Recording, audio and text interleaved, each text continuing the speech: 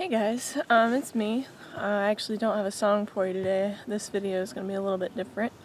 I just wanted to take some time to be real with you guys, because a lot of times it's hard to be real with people. I always say I want to be real with people, I want to be real with God, and I want to be real with people about God. A lot of the times it's hard to tell who people really are because most of the time we're at work, at school, and you don't really have time to get really deep with people and figure out who they really are. So I just I want people to know what I'm all about, because I'm really shy, and a lot of times, I don't have the privilege of, like I said, getting deep with a lot of people. So I just wanted to publicly share my testimony. I don't think I've ever done that in a video format. But as most of you know, I'm a Christian, and I became a Christian when I was about 6 or 7. My mom shared the gospel with me, and I believed it, but I didn't get saved right away. I wanted to wait for some kind of special moment that I would remember, 7-year-old logic.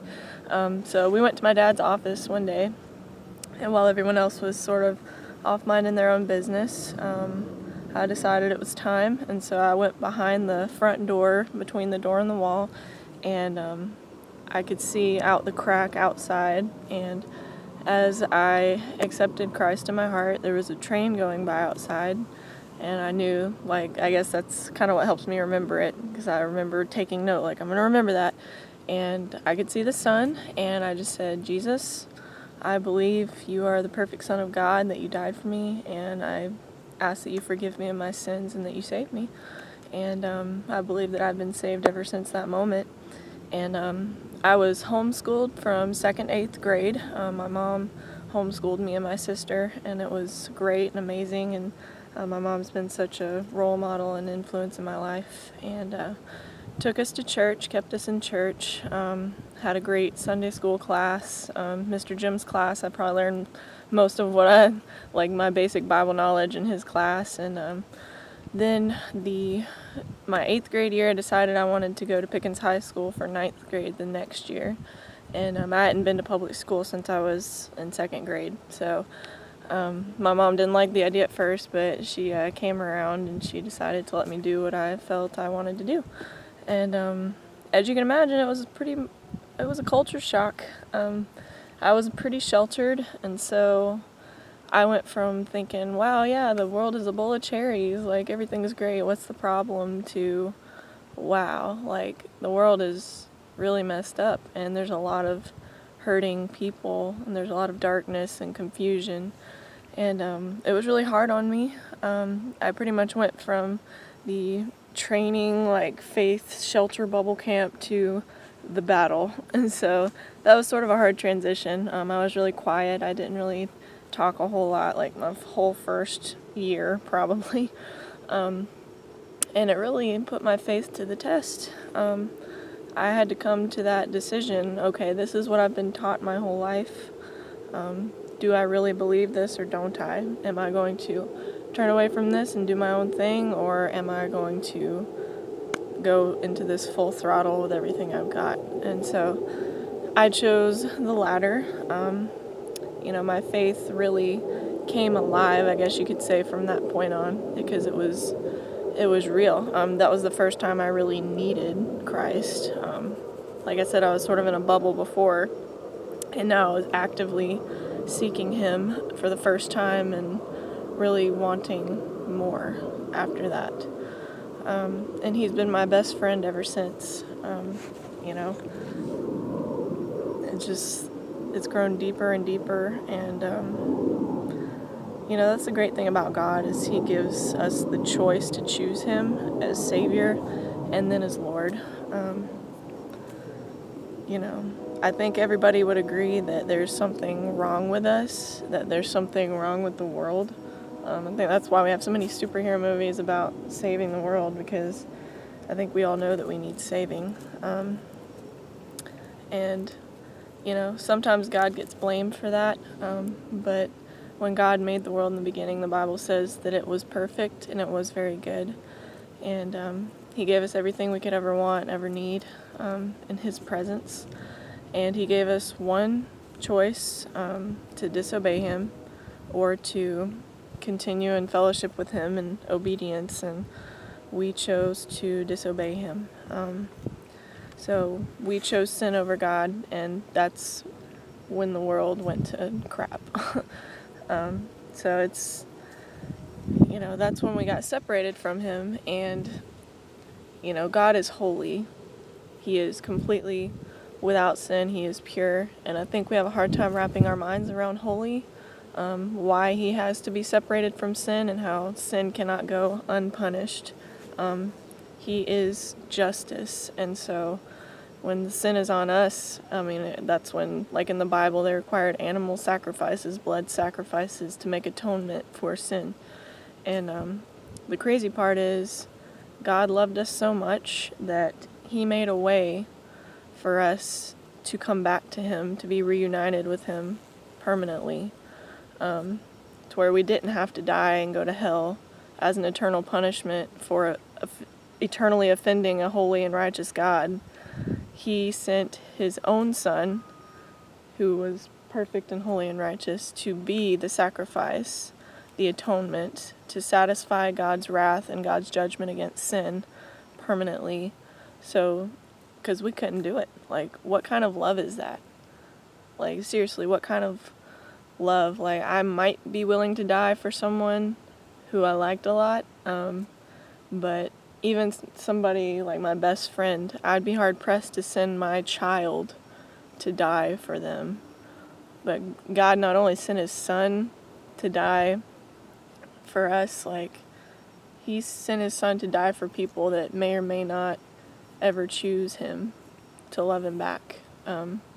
As He was killed, like, He asked forgiveness of the people who were actively killing Him just then. Like, what kind of love does it take to forgive people who are killing you? I just don't know. And so He bought us back, and that will always blow my mind.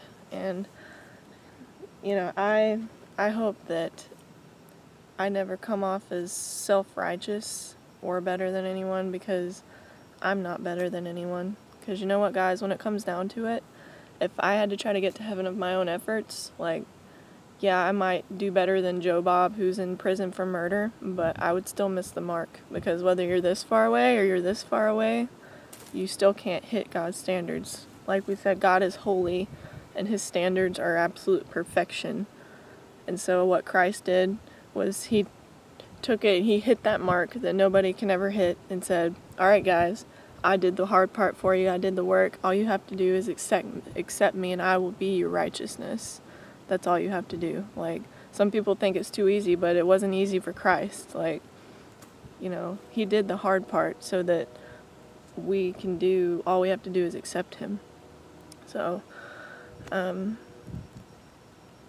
it's by grace you're saved through faith and not of works. Ephesians 2:8-9. It says our works are as filthy rags to the Lord compared to His holiness. So, and a lot of people say, like, okay, well, if God's real, why doesn't He just write something in the sky, or just open the sky and reveal Himself, and then we could all believe in Him? Do you realize, like, if God revealed Himself to us right now, like, we would all fall face flat on the ground. Like, you would not even have a choice. And that's the thing, is He wants you to choose Him. He gives you a choice so that it's genuine. You know what I'm saying? He gives us just enough evidence to where if you seek Him, you will find Him, and you will find the truth. And you can choose Him, but you can also choose not to look for Him and not to accept Him. Because love is only genuine if it's a choice. If He just made us all robots, like, what would love be? What would fellowship be? We would be robots. We wouldn't be creatures created in His image. So that's just food for thought. And sorry, I do have notes. I tried this once before and my thoughts were just all over the place. So I'm doing this for your benefit, so I'm not just rambling on in endless circles. So yeah, that's God says, if you seek me, you will find me. It just takes seeking him, like reading his word, talking to people who love him and know him. And I have to say, I have seeked him and I have found him. And like, I can't even begin to talk about like what he is to me, like our relationship. Trying to tell me that God doesn't exist would be like me trying to tell you that your mom doesn't exist, because I've never met your mom. Like, yeah, that could be a picture of anybody. Like, all I have is to take your word for it. And you'd say, oh, well, you can come meet her for yourself. And I'd say, you know what, nah, I don't even believe it. I'm not gonna even try to, find out if your mom is real. I'm just not gonna believe it, I just want so bad for others to have the same relationship with him that I have. Like, I have forgiveness of my sins. I have a promise of an eternity with him. I have the gift of his spirit within me and a relationship with him, and I have satisfaction for my soul. Like, there's so many people out there looking for satisfaction and not finding it, like in every place. Only the person who created your soul can satisfy it. I mean, I don't know how else to put it.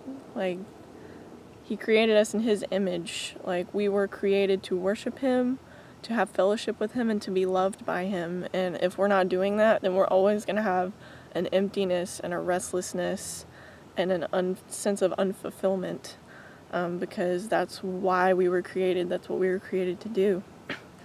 And I've found that to be so true. Like, my life is just so rich and satisfied, and like, I'm a changed person. Like, I've experienced like touches of, depression and loneliness and sadness, but then when I turn to God and his word, like, he just satisfies and fulfills and gives me a peace that I can't find anywhere else. Like, and, some people might say, well, oh, you're crazy, you're wrong. Well, let me tell you, if I'm wrong, then this is the greatest placebo effect ever, and I would highly recommend it.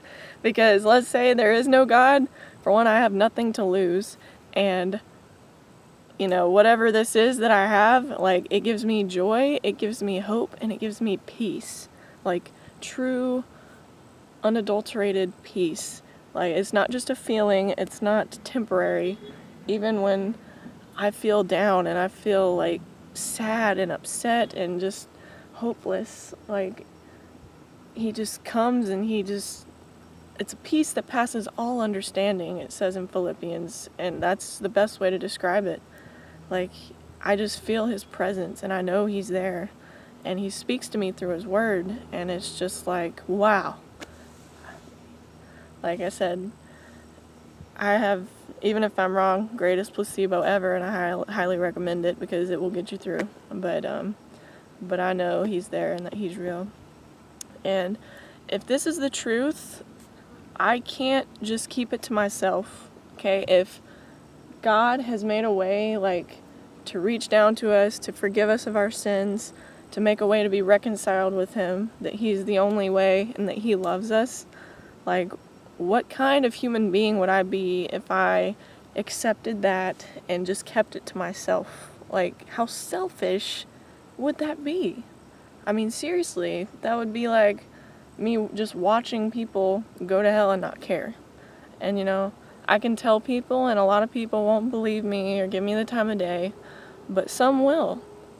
Even if 99 people watch this video, no, if 100 people watch this video and 99 write me off, and one person really thinks about it and looks into and seeks after Christ and finds him, then it's all worth it, because that's what it's about. It's about, I can't change anybody.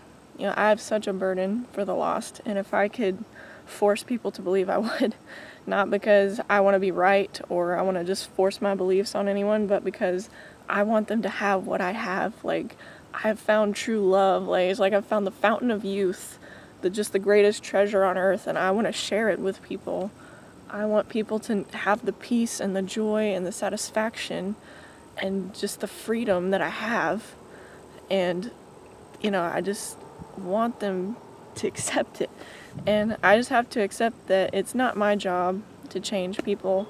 It's not my job to beat people over the head with Bibles, to accept something that they don't believe. It's my job to present them with the gospel, to spread the truth, and to love people the way Christ loved people, because a lot of times people don't care how much you know until they know how much you care.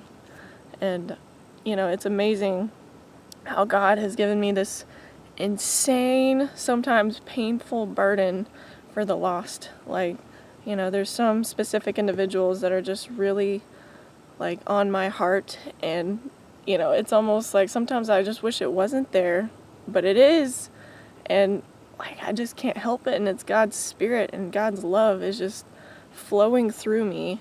And, when you pray for God to give you his heart for the lost, he will, and watch out, because he really will. And, it's hard to watch them just keep searching in places that that they're never going to find satisfaction. It's hard seeing them reject Christ, but all I can do is love them and pray for them. And I believe prayer changes things. They don't know my God and how powerful he is and how he can get a hold of people's lives and just do a 180. I mean, look at Paul in the Bible. He was out killing and persecuting Christians, and then he intervened, and then Paul was one of the greatest apostles of the New Testament. Like, he probably spread the gospel to more people than anyone else, like, ever. So if he can do that for Paul, he can do that for anyone else. And that's just what I pray for daily with so many people that I know are lost. I just want to show them there's so much more than this. If you believe there's no God and that this is evolution, that we're all by chance, then life truly has no meaning. Like, if we're all from slime, we have no value, we have no purpose. It's basically survival of the fittest. There's no moral, absolute right and wrong. It's just all by chance and whatever. I can see how people get so hopeless. Like, what kind of a life is that? It's just very hopeless. And I don't want people to live that way or thinking that way, because there's so much more than that. Like, if you only knew, like, what I know, if you knew him, how I knew him, but I just want to live a life that points people to him and glorifies him, and, that's what I'm all about. And I'm always open to talk about that with anybody who wants to. I can't say that I have all the answers to life, that I can explain every single thing. I know a lot about the Bible, but I'm not perfect. I'm not, the smartest person on earth. All I can tell you for sure is, like, what he's done for me in my life. You can't argue with that. And I can point you to him, I can point you to his word, and I would be more than happy to do so. I can help you in any way that I can, because, Christ loves people. You are valuable, you have a purpose, and you are loved. And God is relentlessly pursuing you. He wants to save you. He's not willing that any should perish, but that all should come to redemption. But it has to be your choice. You have to choose to say, God, what is truth? I want to seek after you. Show me. Open my eyes. And if you're real, just show yourself to me. He will. The Bible says, like I said, seek and you will find, knock and the door will be opened. So yeah, just let me know if you ever want to talk about it, and if not, then that's me. Just wanted you to know what I'm all about, if I never got a chance to tell you in person. So love you guys, and see you soon.